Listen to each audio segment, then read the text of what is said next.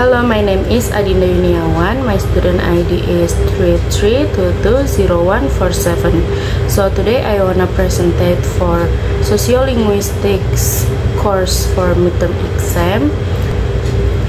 And the first material is code mixing. Code mixing refers to the practice of blending elements from two or more language or language varieties with a single conversation or even within a single sentence. This phenomenon is common in multilingual settings where speakers are fluent in multiple languages and can switch between them seamlessly.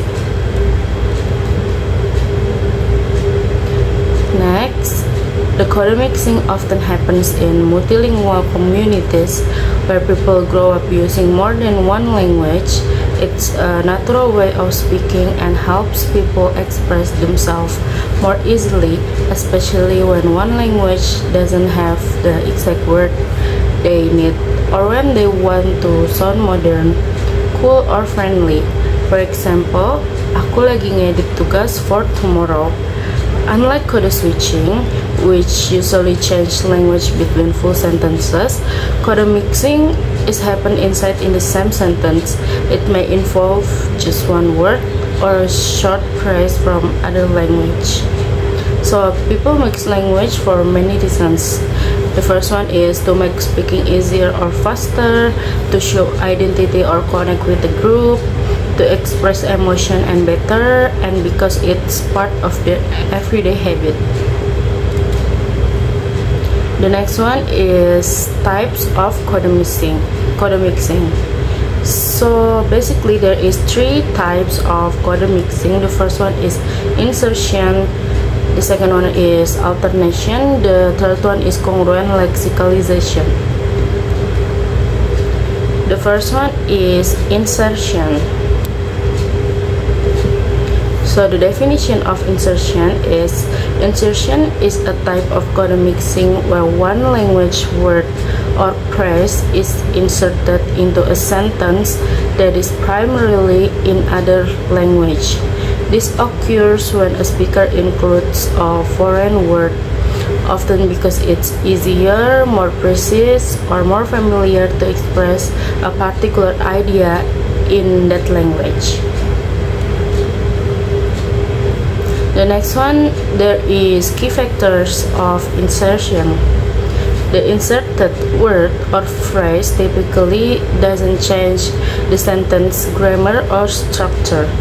So the main language of the sentence remains the dominant one.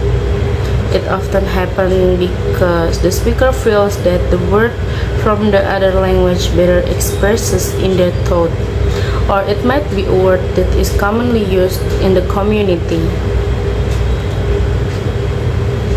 And this is the example of insertion. I will explain it, the example. There is aku baru beli laptop baru sentence. So basically in this sentence, laptop is English word inserted into an Indonesian sentence. The sentence structure is Indonesian, the whole sentence is Indonesian, but the laptop is simply a borrowed term. The next one is alternation. The next one is definition of alternation.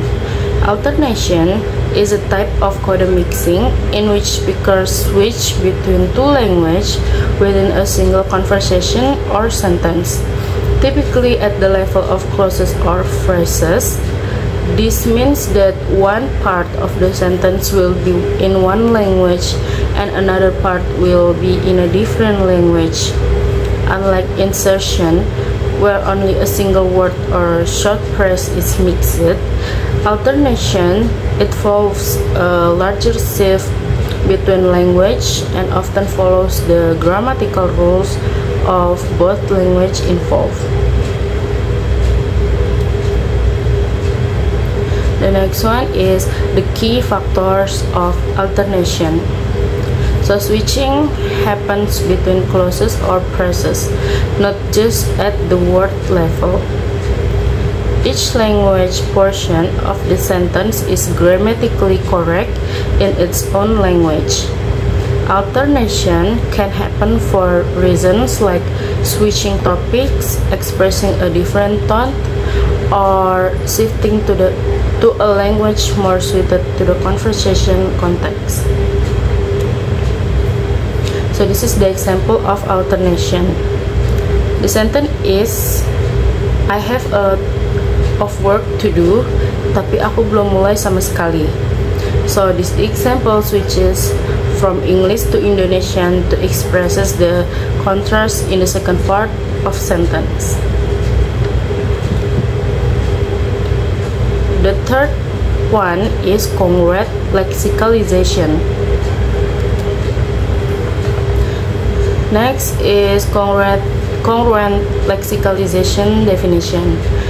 Congruent lexicalization is a type of code mixing where the speakers use vocabulary from two different languages with the same sentence, but the sentence follow a shared or similar grammatical structure. In this case, the grammar stays consistent and the speaker smoothly mixes words from both languages. This type of mixing is common when the two languages involved have similar sentence structure, or when the speaker is highly fluent in both and uses them almost like one combination system. The next one is the key factors of congruent lexicalization. The grammar or structure of the sentence stays the same and fits both languages. Common in informal speech, especially in areas where bilingualism is strong, like among youth or in urban multilingual communities, often seen in blended verbs in Indonesian English, such as ngecek, ngeprint, or ngedownload. So the next one is the example of congruent lexicalization. So the sentence is, mereka bisa ngedownload filenya dari website kampus. So based on this sentence, combination of Indonesian affix nge and English word download, but it fitted in both language. The next one is sociolinguistics implication of code mixing. The first one is show we live in multilingual society. So code mixing means people can speak more than one language. It shows that different languages are used together in daily life. For the example is mixing Indonesian and English is common in these cities. The next one is show language status. Some languages like English are seen as cool or important. People mix them to sound smart or professional. For the example, using English at work or in presentation. The last one is conclusion.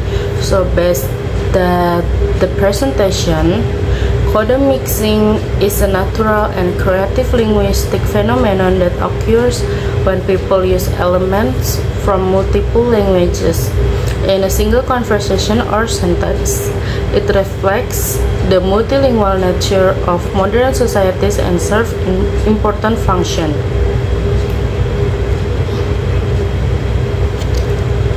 So that's all for the first material. So I'm gonna move to the next material. There is code switching in sociolinguistics. The first one is the definition of code switching.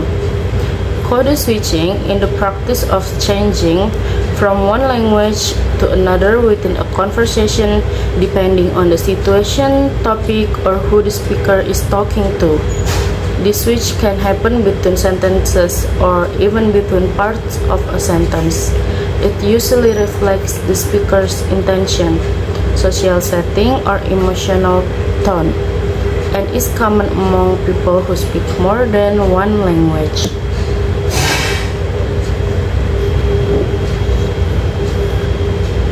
So the next one is types of code switching. Same for the code mixing, there is 3 types of code switching. The first one is intersentential, the second one is intrasentential, and the third one is text switching.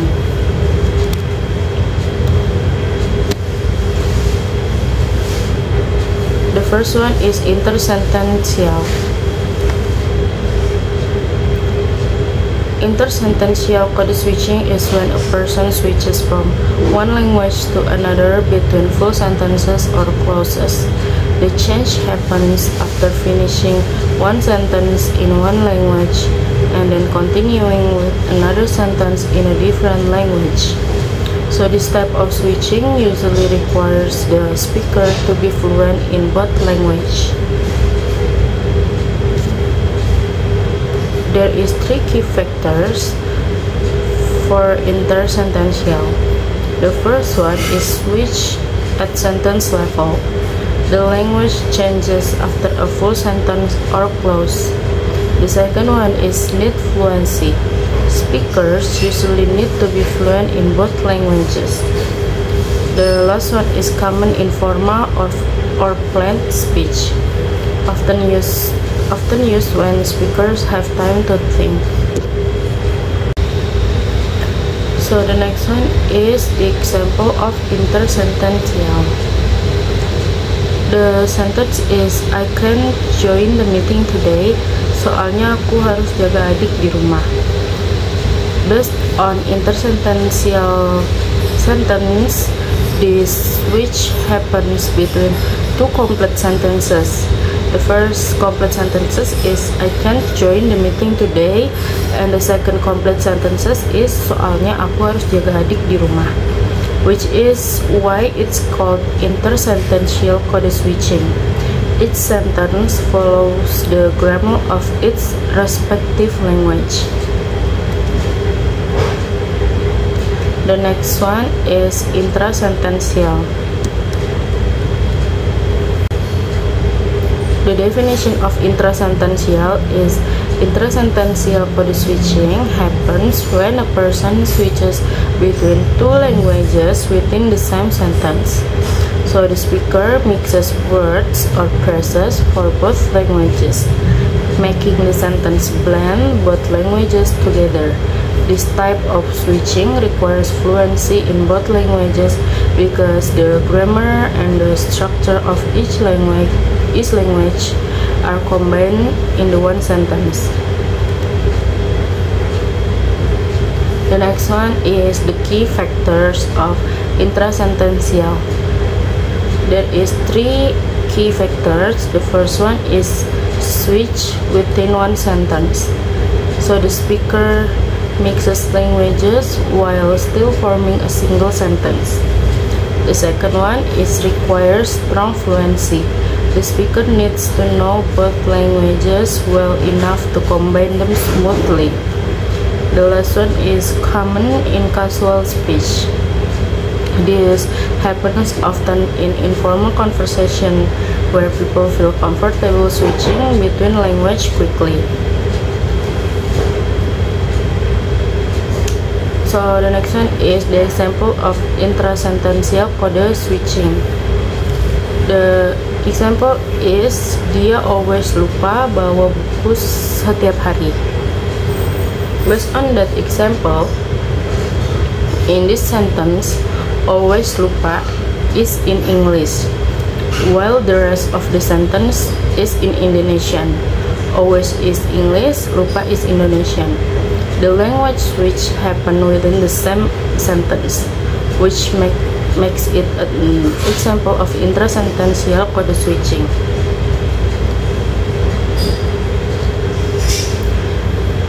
The third one is text switching.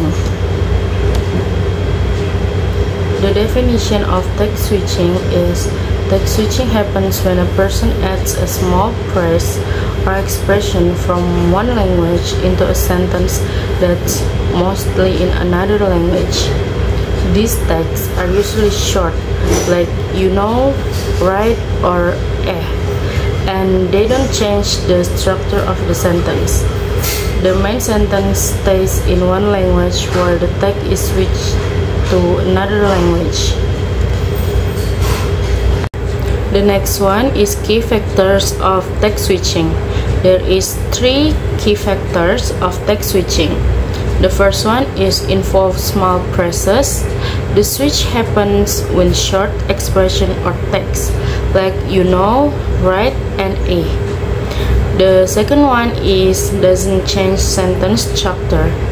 So the main sentence stays in one language, while only the text is switched to another language. The third one is easy and common. So basically, the text switching is simple to do and often used in casual conversation to emphasize or confirm information. The next one is the example of text switching. The example of text switching is she's so nice kan. In this sentence, the main part is in English. She's so nice. And the text kan is in Indonesia. The switch occurs only with the text at the end, making it an example of text switching. So the next one is the sociolinguistic implication of code switching. Code switching has important social meanings beyond just switching languages. It helps people show their identity and connect with the specific social groups. It can also reflect power dynamics and social status. As people may switch languages to show respect or authority, code switching is used to adapt to different situations, like speaking formally in one language and informally in another. It can be a way to express culture and emotion, and it may be seen as a sign of bilingual skill, or sometimes as a negative form of language mixing. Ultimately, it strengthens social bonds and helps people communicate more effectively with different groups. So the last part is the conclusion. In conclusion, code switching is a powerful tool that reflects a person's identity, social status, and cultural background. It helps individuals connect with different social groups, adapt to various contexts, and express themselves more naturally.